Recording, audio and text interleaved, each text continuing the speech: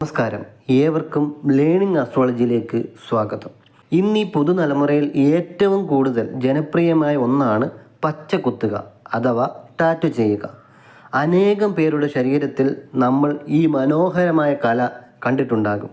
അതിൻ്റെ പ്രധാന ഉദ്ദേശങ്ങളിൽ പെടുന്നവ മറ്റുള്ളവർ നമ്മളെ ശ്രദ്ധിക്കണം, അതോടൊപ്പം തന്നെ സ്വന്തം ഇഷ്ടാനുസൃതമുള്ള രൂപങ്ങൾ ശരീരത്തിൽ ചെയ്യുന്നതിലൂടെ മനസ്സിന് സന്തോഷവും ഒരു കോൺഫിഡൻസും ലഭിക്കുന്നു. അങ്ങനെ മറ്റുള്ളവരെ തങ്ങളിലേക്ക് ആകർഷിക്കാനുള്ള ഒരു ആകർഷണ മാർഗം കൂടിയാണ് ഈ ടാറ്റു ചെയ്യൽ അഥവാ പച്ചകുത്തൽ. പണ്ട് പുരാതന കാലം മുമ്പേ, അതായത് ത്രിമൂർത്തികളുടെ ജനനകാലം തൊട്ടേ ഈ വിധ ശരീരത്തിലെ ചിഹ്നങ്ങൾ രേഖപ്പെടുത്തുകയും കുറി വരയ്ക്കുകയും ചെയ്യുന്ന ശീലം ഉണ്ടായിരുന്നതാണ്. ഇന്ന് അത് മഷി പുരട്ടി ടാറ്റു എന്ന നാമത്തിലാണ് അറിയപ്പെടുന്നത്. എങ്കിൽ പുരാതന കാലത്ത് അത് ചന്ദനം, ഭസ്മം, കുങ്കുമം എന്നിവ കൊണ്ടുള്ള കുറി വരയ്ക്കലും ശരീരത്തിലെ ചിഹ്നങ്ങൾ വരയ്ക്കലുമായിരുന്നു. അതിൽ ശിവഗണത്തിൽപ്പെട്ടവർ ഭസ്മവും, വിഷ്ണുഗണത്തിൽപ്പെട്ടവർ ചന്ദനവും, പാർവതീദേവിയുടെ ഗണത്തിൽപ്പെട്ടവർ രക്തവർണ്ണം കൊണ്ടുള്ള കുങ്കുമവുമായിരുന്നു ഉപയോഗിച്ചിരുന്നത്. അവയിൽ ഏറ്റവും വശീകരണമുള്ളതും മറ്റുള്ളവരെ ആകർഷിക്കാൻ കഴിയുന്നതുമായ ഒന്നാണ് കുങ്കുമം. ഭസ്മധാരണം കൊണ്ട് അഘോര രൂപവും സാത്വിക രൂപവും ലഭിക്കുന്നു. ചന്ദനധാരണം കൊണ്ട് സമാധാന രൂപവും സാത്വിക രൂപവും ലഭിക്കുന്നു. അതുപോലെ തന്നെ കുങ്കുമധാരണം കൊണ്ട് ആകർഷണ രൂപവും സാത്വിക രൂപവും ലഭിക്കുന്നു.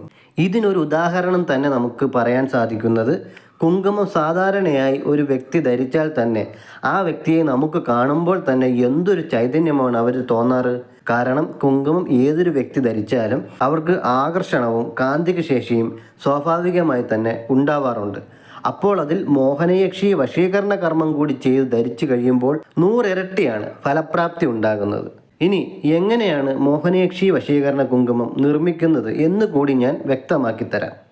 തുടർച്ചയായി 21 നാൾ മോഹനയക്ഷി വശീകരണ കർമ്മവും മോഹനയക്ഷി ആവാഹന കർമ്മവും സംഗമിപ്പിച്ച് മോഹനയക്ഷി രൂപത്തിൽ യക്ഷിണി ആവാഹന കർമ്മം നിർവഹിച്ചുകൊണ്ട് കുങ്കുമലേപനം നടത്തി ആ കുങ്കുമത്തിൽ ആവാഹന കർമ്മത്തിലൂടെ ദേവിയെ ലയിപ്പിച്ചാണ് മോഹനയക്ഷി വശീകരണ കുങ്കുമം നിർമ്മിക്കുന്നത്. ഈ കുങ്കുമം നിങ്ങളുടെ നെറ്റിയിൽ ധരിക്കുകയോ അതല്ലെങ്കിൽ കുളിക്കുന്ന ജലത്തിലിട്ട് കുളിക്കുകയോ ചെയ്താൽ അത്യുഗ്രമായ വശീകരണ സൗന്ദര്യം ലഭിക്കുന്നു. ഇത് എന്താണ് നെറ്റിയിലിടുക, കുളിക്കുന്ന ജലത്തിലിടുക എന്ന് രണ്ടായി പറഞ്ഞതെന്ന് ഞാൻ പറഞ്ഞു തരാം. ഹൈന്ദവ വിശ്വാസികൾ നെറ്റിയിൽ കുങ്കുമം ധരിക്കാറുണ്ട്. എന്നാൽ ഹൈന്ദവർ അല്ലാത്തവർക്ക് അത് സാധിച്ചു എന്ന് വരില്ല.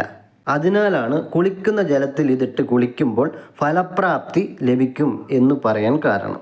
യഥാവിധി കർമ്മം ചെയ്ത് ഈ മോഹനയക്ഷി വശീകരണ കുങ്കുമം ധരിച്ചു കഴിഞ്ഞാൽ ഇത് ധരിച്ച വ്യക്തി